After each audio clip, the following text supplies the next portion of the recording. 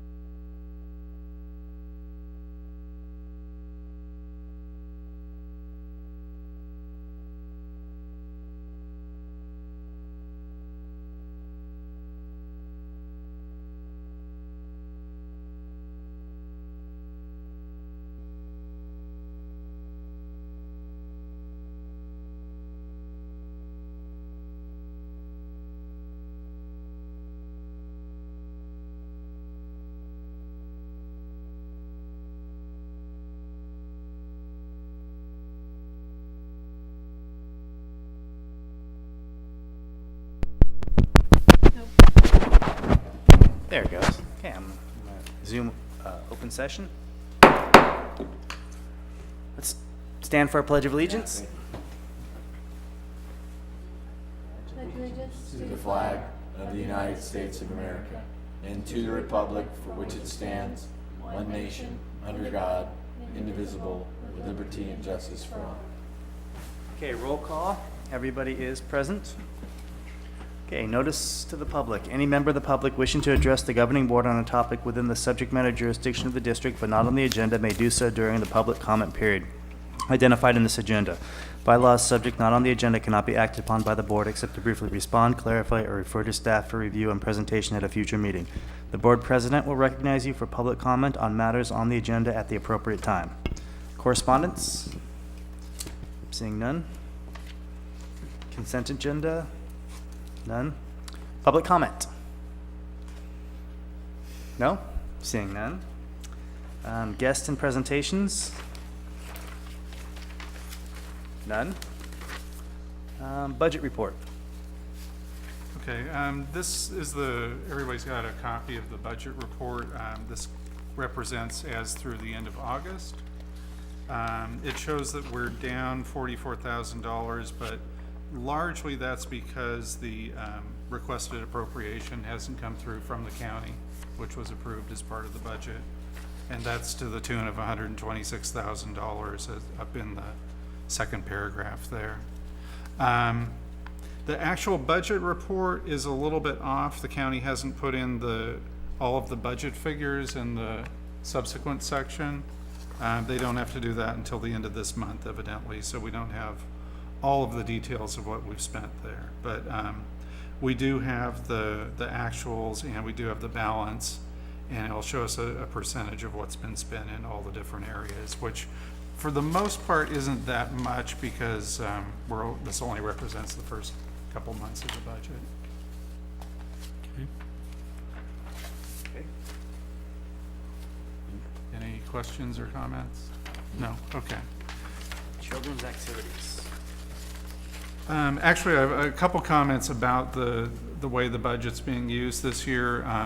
The COLA increases and the bonus for Spanish-speaking employees, those were both approved last time. Those are both in progress. Solano hasn't quite processed all of those yet. The Carnegie windows are ready to be fixed. We've contacted those people, and they should begin working on that fairly soon. As far as the children's activities, Adrian, Catherine, and I all went out to the different back-to-school nights, and we had tables set up there, and we gave out pamphlets to people and talked about what the library was doing and how kids could come and get help with homework and what was available from home and that kind of stuff too, through our website. We started story time again at the beginning of September. We have 3 training sessions set up for Main Prairie High School kids to come and learn how to use the computers. Adrian's doing all of those. And we have two new PCs and 2 new iMacs that are ready for the children's department. And the chairs and tables for those just came in today. We've gotten the iMacs, we don't have the 2 PCs yet. Excellent. Continuing education, Sure. can I move on to that? Okay. Moving on. As part of our grant requirements, the grant that we use to update the computer equipment, there are 2 different events that are coming up. One is for the public on Sunday, September 21st from 2 to 4. We're going to be training people on how to use the website, how to use the library databases, and talk about the new improvements to the computers. And then Saturday, September 27th, the library will be closed to the public, and we will have a staff training day. Everybody will be trained on the new website, the databases, and Microsoft Office applications that people aren't familiar with. And you're starting to notice that now, right? Yeah, Okay. yeah, we've gone around to the staff and kind of found out what people's deficiencies are, and we'll try and focus on those. But I'm as far as the closure of the library, you're sending notice out already about Yeah, that? yeah, we have. Okay. Let's see, where are we? Ongoing that's it. business. Unless anybody has any questions about. Nope. Okay. Ongoing business. Hey. Okay, this is the final section of the policies and procedures that we were looking at. Hopefully we can go through these and vote on the entire package next time. But I know Joe said that he had some comments about this section, so. I have comments. Okay, Do you want, I'll try and go through those real quickly. yeah, sure.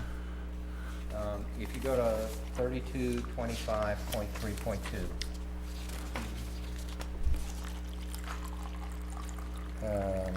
First comment is, it says, in the 3rd line, it says, library district will identify possible accommodations, if any, that will help eliminate the limitation, okay? Okay. The problem with this is in the next section, it states what the law is, but actually, I have a problem even with that. It says, if the accommodation is reasonable and will not impose an undue hardship on the employer, the library district may make the accommodation. Okay, first of all, we changed that from will to may. Under federal law, if the accommodation is reasonable and it doesn't cause an undue hardship to the employer is obligated to make the accommodation. So I think that needs to go back to will. That's my first comment. So Okay. you might want to talk about that with Scott, but when you look under ADA law, if it's a reasonable accommodation and it causes no undue hardship, then the employer is required to make the accommodation. Now, the other problem I have is, in the prior sentence, it says the library district will identify possible accommodations. That makes it sound like we have to identify all accommodations, whether they're reasonable or unreasonable. I believe that the word reasonable needs to be in that sentence as well, possible reasonable accommodations, because if there could be a number of accommodations which are not reasonable, not practical, and are we then under obligation to identify and research all of those? I don't think we are. So I think the word reasonable needs to be in that earlier sentence, and I think we need to restore may to will. But why don't you check with Scott? That's our obligation under federal law. That is stating the federal law standard for ADA, okay? When you go over to section 3230.1.1, and we're listing all the relatives for employment of close relatives. We have aunt and uncle, but we don't have niece or nephew or cousin. And I think it should be, I think, if we're going to add everybody, we might as well add them correctly. And cousin, niece, and nephew need to be in the list. okay? So 3230.1.1, after aunt and uncle, add niece or nephew or cousin. And then under 3230.1.2, where it says, the employee cannot be involved in any way, participate in decisions about, and then it lists a whole bunch of things, wages and salary isn't included in that list. And I think it would be useful to specifically list wages and salary, that an employee whose relative is employed at the district cannot have any input in the wages or salary of their relative, okay? So I would include wages and salary in the list. Over on the next page, excuse me, my next page, it may not be yours, I apologize, I'm using a different version. 3240.3.6. On my copy, the language, employee, this is the language has been stricken. Employees who wish to engage in additional employment Correct. may create. That's correct. Okay. I don't know why we wouldn't leave that in, but make it applicable only to full-time employees. So my question is it useful to leave that in if we make it applicable only to full-time employees, that full-time employees who wish to engage in additional employment? Because right now, we don't draw the distinction, okay? So the question becomes is, if we take that out, are we even allowing full-time employees to moonlight? You know, this implies that part-time employees can moonlight, but can full-time employees also moonlight if this is removed? I'm just wondering if this shouldn't be restored with the words full-time modifying it. Okay, so you can ask Scott about that. Okay. When you go over to page, hang on.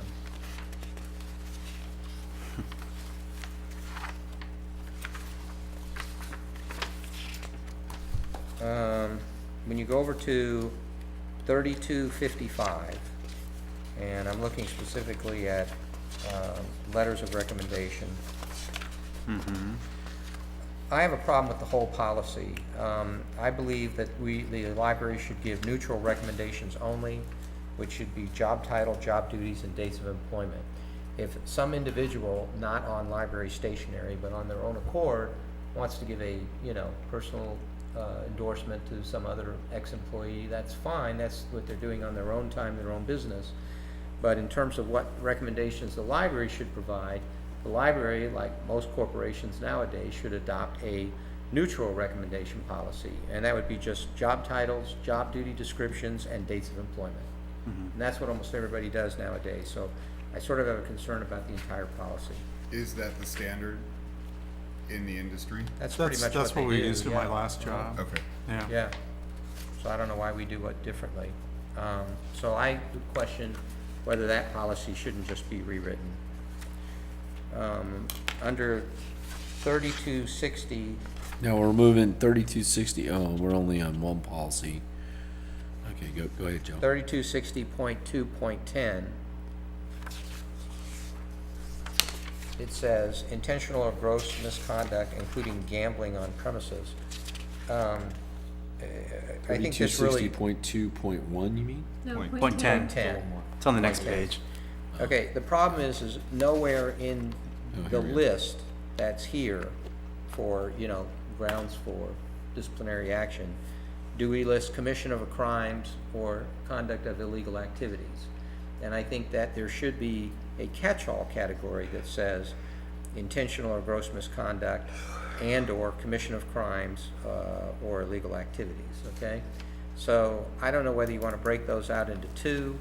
I think if Why, you, if you said illegal activities, why would that includes gambling? So you take that out. yeah, you don't need gambling in there. There's It would legal, I'm thinking maybe not today's employees, but in the future, a March Madness pool. Well, then Yeah, you could something say like that including would but be not gambling. limited to gambling. So no at the end. gambling? So no weddings? Just kidding. No. Anyway, Just make sure you're still awake. This is a good joke. so I think that needs to be expanded and rewritten. Then under 3260.3.4.2. Uh-huh. Right, okay. The first thing is a typo. In the third line, the word failure should be capitalized, initial cap F. Then down below it says, about 7 lines in, it says, the Board of Trustees will consider the appeal in closed session and may be advised by legal counsel. The Brown Act provides that a disciplinary action against an employee, the employee is supposed to be given at least 24 hours notice before any hearing, and then be given the opportunity to elect whether that hearing could be a public hearing or in closed session. So I'm not so sure if that Brown Act section is applicable. I would be asking Scott if the section in the Brown Act that gives employees the right to receive notice 24 hours before a hearing and then request that the hearing be in public, whether that would be applicable and whether we would need to rewrite this section because of that Brown Act provision, okay? And then under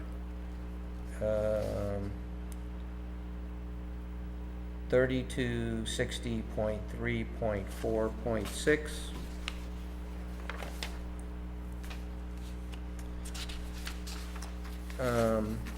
there's a list of things that people are supposed to turn in. I would add equipment and passwords to the list, just to make sure. That's it. Good timing. Wow. Excellent time. Yeah,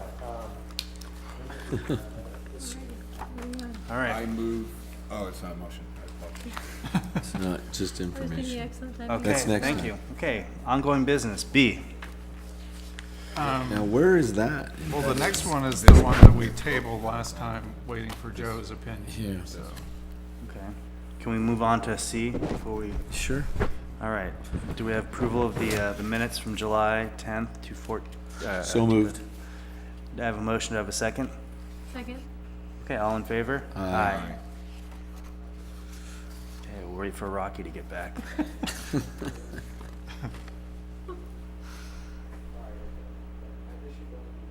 Why isn't that in this packet? It was, if I remember correctly, it was this was a recommendation of the council To have add this put in. in. the And commission the commission approved this. had approved the inclusion. No one says commission.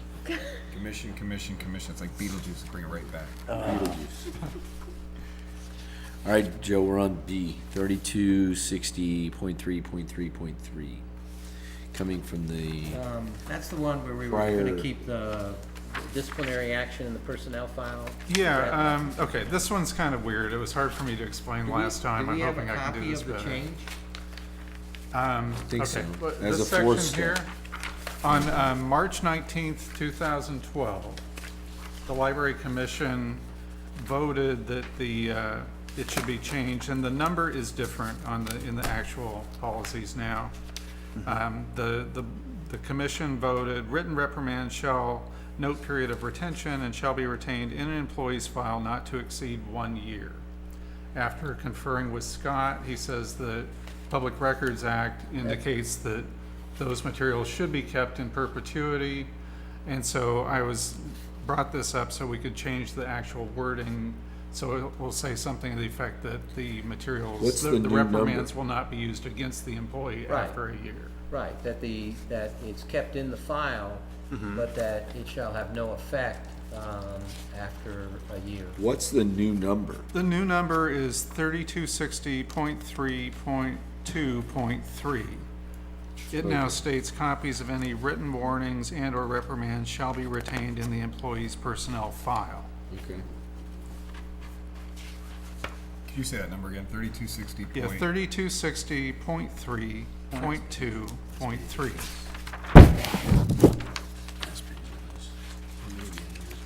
It's on, I got it. yeah, it's on this. It's also on the big one. Yeah. Probably is. 332. Yeah. Well, why not just add language to that says, but shall not be used, for disciplinary purposes, after 1 year or beyond 1 year. Yeah, that sounds good. Why don't you add that, and we don't have to take action on this tonight, add that, in this whole big packet of Yeah, all those that makes edits, sense. and then come back and we can prove it all Yeah, no, that makes sense. after a quick review. How's All that? right. So no action needed on that. Perfect. All right. Well, I'm all out of things to discuss. Anybody else have any announcements? None. Any public comments? No? Okay. All right. Meeting adjourned.